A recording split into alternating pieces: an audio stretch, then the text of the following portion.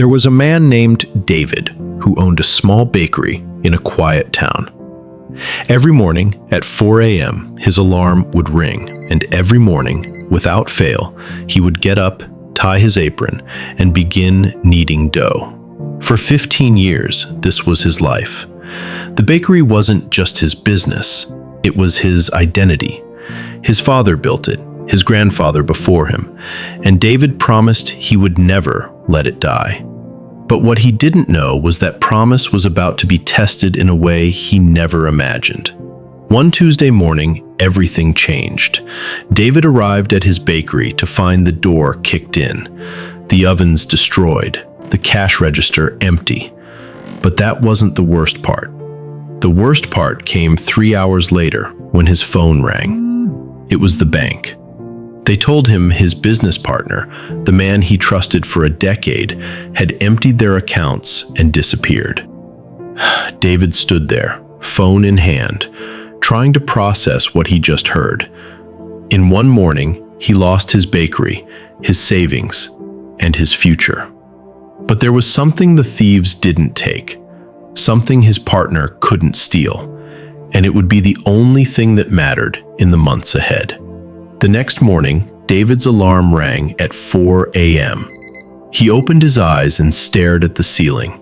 There was no bakery to go to, no dough to knead, no reason to get up. But his body moved anyway. It was automatic.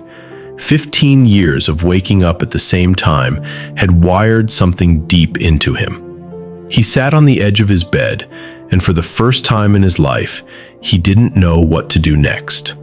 Most people would have stayed in bed. Most people would have let that habit die with the bakery. But David stood up.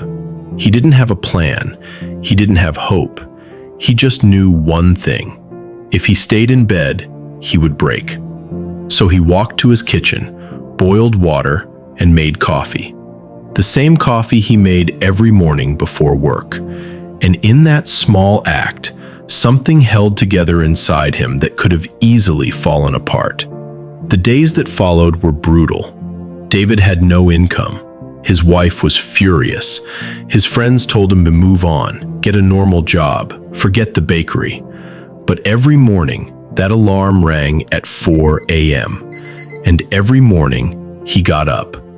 Not because it made sense, but because it was the only piece of his old life he could still control. And control, even over something small, is powerful when everything else is chaos. 2 weeks after losing everything, David did something that seemed insane. He went to the bank and asked for a loan. They laughed at him. A man with no business, no credit, no collateral, asking for money. But David didn't leave. He told them about his bakery, about his 15 years of waking up at 4 a.m., about the customers who came every morning for his bread. And then he said something that made the loan officer pause. He said, "I'm not asking you to bet on my idea. I'm asking you to bet on my discipline." The officer stared at him. And then, for reasons David still doesn't fully understand, he approved a small loan. It wasn't much, but it was enough. Enough for a tiny space. Enough for one oven. Enough to try again. David found a spot, a corner of an old warehouse that no one wanted. No windows, no foot traffic. Just 4 walls and a dream that most people would call foolish. He set up his oven, bought flour with the last of his money, and did what he always did. He woke up at 4 a.m. and started baking. The first week, no one came. The second week, one person showed up, an old customer who heard through a friend that David was back. She bought 2 loaves and left. David wanted to quit. The math didn't work. The rent was due. His wife was losing patience. But the next morning, his alarm rang, and he got up. By the 3rd week, 5 people were waiting outside when he opened. Word was spreading, not because of advertising, not because of social media, but because people remembered. They remembered the man who never missed a day, the man whose bread was always ready at 5 a.m., no matter what. And slowly, painfully, impossibly, the bakery came back to life. 6 months later, David had a line out the door every morning. A year later, he opened a second location. 2 years later, he had 4 bakeries across 3 towns. Reporters started calling. They wanted to know his secret. How did a man who lost everything rebuild so fast? And David told them the truth. It wasn't talent. It wasn't luck. It was one habit he refused to break, even when breaking it made perfect sense. Here's what most people don't understand. Motivation dies. Plans fail. Circumstances change. But habits, the small, boring things you do when no one is watching, those are the foundation everything else is built on. David's competitors had better locations, more money, bigger marketing budgets.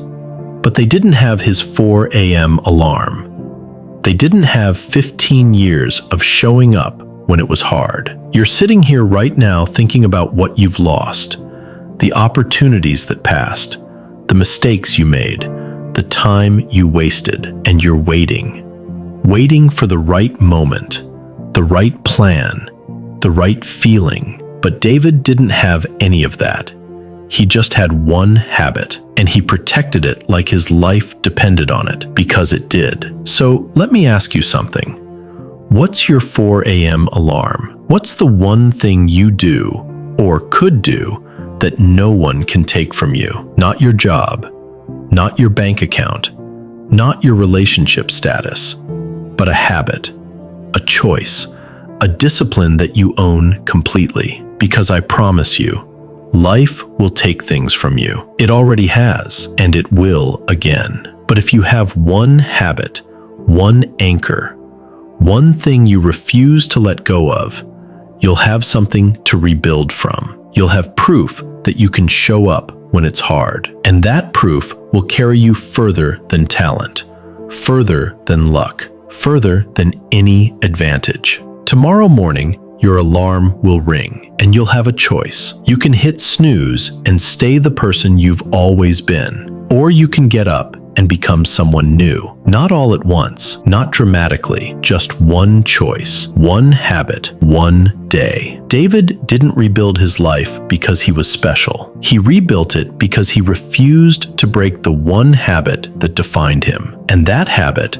as boring and simple as it was, became the foundation of everything that followed. And will you protect it when everything else falls apart? The question is, what's yours? The choice is yours, and it starts tomorrow. Subscribe for stories that remind you who you can become.